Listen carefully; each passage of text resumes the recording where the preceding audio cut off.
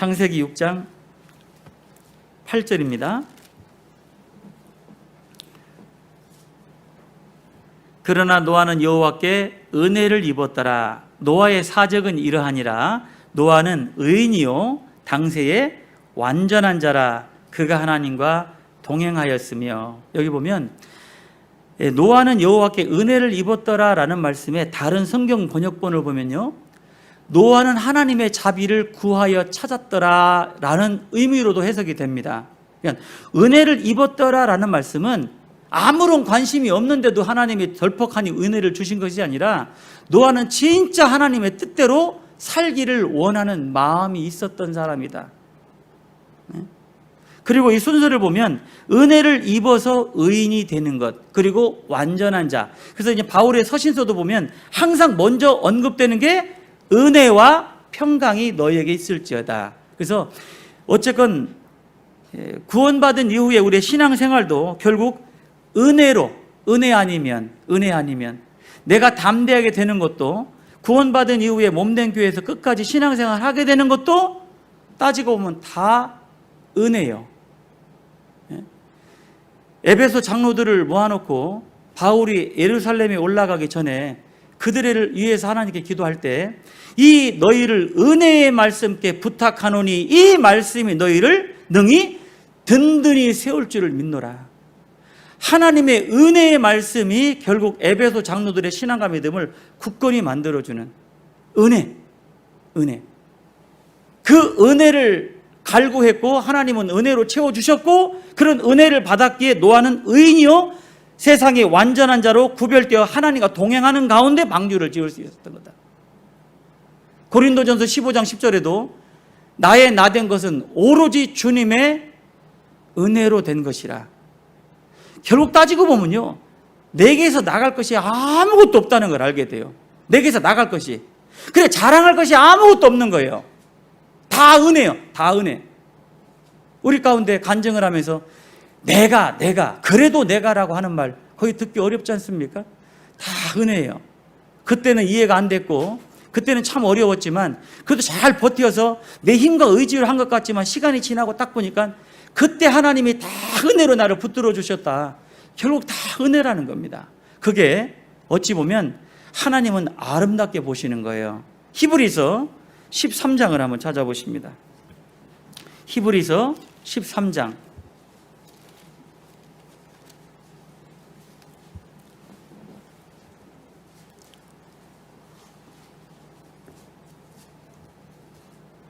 히브리서 13장 신약성경 369페이지 히브리서 13장 9절입니다. 히브리서 13장 9절. 여러 가지 다른 교훈에 끌리지 말라. 마음은 은혜로서 굳게함이 아름답고 식물로서 할 것이 아니니 식물로 말미암아 행한 자는 유익을 얻지 못하느니라. 마음은 은혜로서 굳게함이 아름답다라는 거예요. 제가 아침에도 일어나서 이제 그런 생각을 가져본 겁니다. 언제나 이쯤 되면은 식당에서 음식 만드는 소리도 음식 냄새도 올라와서 그걸 교회당에서 같이 음식 나누고 했던 때가 돌아올까? 아니면 그냥 영 교회당에서는 음식 먹을 일이 없는 것일까?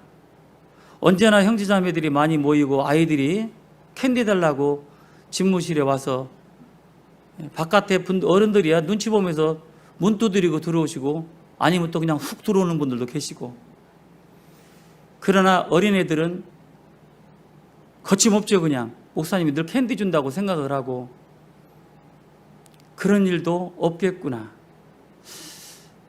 그리고 가만히 생각하면서 좀 안타까운 마음이 있다가 갑자기 감사가 확 올라오더라고요. 왜냐하면 3개월인가 2개월 동안 강당에 아무도 없이 제가 혼자 설교했던 적이 있었거든요. 혼자라고 쓸쓸하댔더니 여기다가 사진 얼굴로 붙여놨던 거. 그러고 보면 지금 이렇게라도 지금 강당에 30명, 20명이라도 이렇게 들어오시는 게 이게 감사구나. 그나마 한 사람도 못 들어오게 앞으로 더 한다면 그럼 어떻게 할까 생각하니까 이것도 은혜인 거예요. 다 은혜예요. 다 은혜. 근데 사람은 참 못된 것이 그걸 잊어버려요. 자꾸 잊어버려요. 그거를 그냥 안 잊고 늘 가지고 있으면서 어렵고 힘들 때마다 또 죄를 짓고 싶을 때마다 죄의 유혹에 강한 유혹을 받을 때마다 그 은혜를 생각하면서 내가 어쩌다 구원을 받았을까?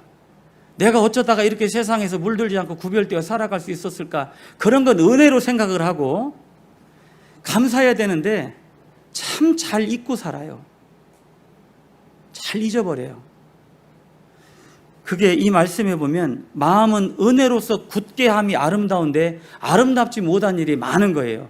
필요할 때는 어려울 때는 매달려서 은혜 받고 감사합니다 했다가 그 시간이 지나가면 어느덧 자기도 모르게 교만기가 또 딱 올라오고 이게 우리의 반복되는 삶의 모습이 아닌가 싶은 거예요. 점점 우리가 말씀을 들을 때도 은혜라는 것이 여러분 늘 좋은 소리 들어서 은혜가 아니에요.